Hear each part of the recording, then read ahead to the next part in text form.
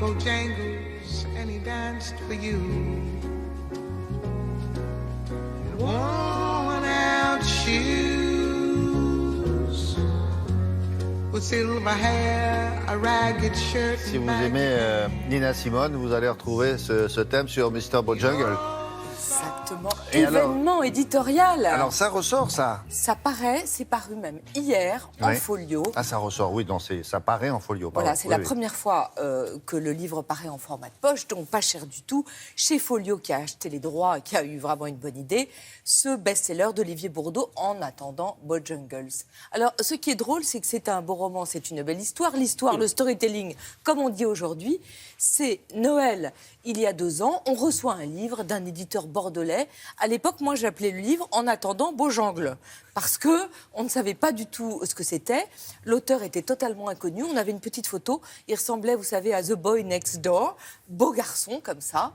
Et on ne savait rien d'autre. Et avec tous mes collègues et confrères, on a lu le livre et on est tombé sous le charme. Ce qui est intéressant quand il y a une sortie comme ça en format de poche, c'est qu'on peut relire le livre sans la surprise de l'histoire. Et c'est un bon moyen, vraiment, de juger de la qualité d'un livre. Je l'ai relu et je ne peux pas vous dire inouï. Pour ceux qui ne l'ont pas lu, et vous avez de la chance... C'est formidable, ça. C'est comme la chouchouka. C'est meilleur 2 jours après. Ah, voilà. Et là, quand on le relit, c'est encore bien. Voilà. Hein, c'est meilleur 1 an après. J'aime beaucoup. Allez tout de suite acheter la chouchouka d'Olivier Bourdeau. Vous ne serez pas déçus. Un petit garçon raconte ses parents. Et ses parents ne sont vraiment pas comme les autres. Son père, par exemple, il donne chaque jour à sa mère, donc à sa femme, un prénom différent. Tous les jours, elle a un prénom différent, sauf le 15 février, où tous les 15 février, il l'appelle Georgette. Pourquoi? Parce que le 15 février, c'est la Sainte Georgette, c'est le lendemain de la Saint-Valentin, et ces gens-là trouvent vraiment très très vulgaire de fêter l'amour le même jour que tous les autres. Donc eux, ils fêtent le lendemain la Sainte Georgette. Ils s'habitent dans un appartement, il y a un hall avec des dalles noires et blanches, où ils jouent aux échecs comme ça de manière géante. Ils boivent beaucoup de cocktails avec des petites ombrelles dedans. Ils dansent énormément sur la musique de Nina Simone. Ils s'aiment énormément. Ouais. Alors, ce qui est formidable dans ce livre, c'est qu'il y a d'abord beaucoup de trouvailles. On est vraiment comme chez Boris Vian, dans l'écume des jours. Et il y a comme chez Boris Vian à la fois les inventions du langage, les inventions tout court, mais aussi la mélancolie. C'est une course contre la mort, ce livre. Et ce que j'aime, c'est que les planètes sont alignées, comme on dit aujourd'hui. Il y a un hexadosage entre la mélancolie et la fantaisie. Parce que finalement, c'est un livre qui est assez triste.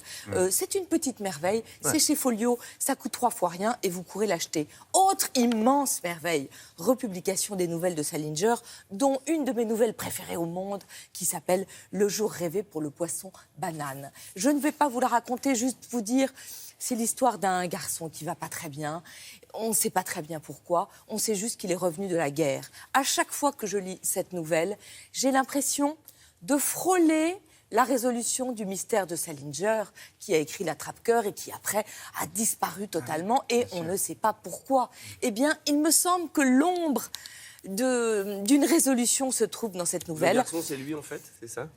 Ça pourrait être lui. Ça pourrait être lui, c'est un double. Ce que j'aimerais, je lance un appel. Il me semble que ces nouvelles devraient être retraduites. Comme, vous savez, Julie Wolkenstein, qui avait retraduit Fitzgerald il y a 2 ans, appelle à un traducteur. Je trouve que la langue a un tout petit peu vieilli. On pourrait en faire quelque chose. Et puis, petite merveille également, La première gorgée de bière de Philippe Delerme, qui fête ses 20 ans, vous vous rendez compte? Alors moi, honte sur moi, faute professionnelle, il y a 20 ans, je n'étais pas encore critique littéraire.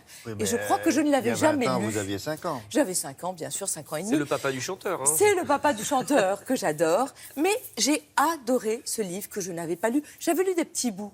Et en fait, j'ai été vraiment scotchée.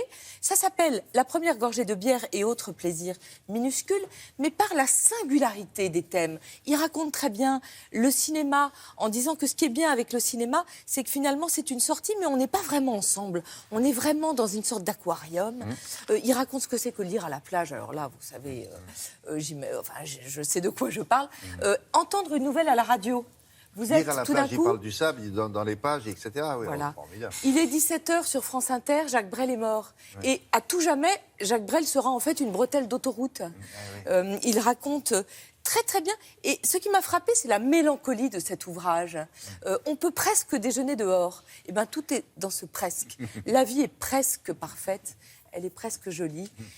Voilà. C'est chez l'Arpenteur et c'est inouï. Oui, c'est pareil, c'est pas cher là. Et en plus, il y a des illustrations de Jean-Philippe Delhomme. Oh, j'allais oublier le principal. Bon, ben Évidemment, voilà pour le Jean-Philippe. week-end, franchement, parce que c'est pas pour vous gâcher ce week-end-là, mais enfin, il va pleuvoir, quoi.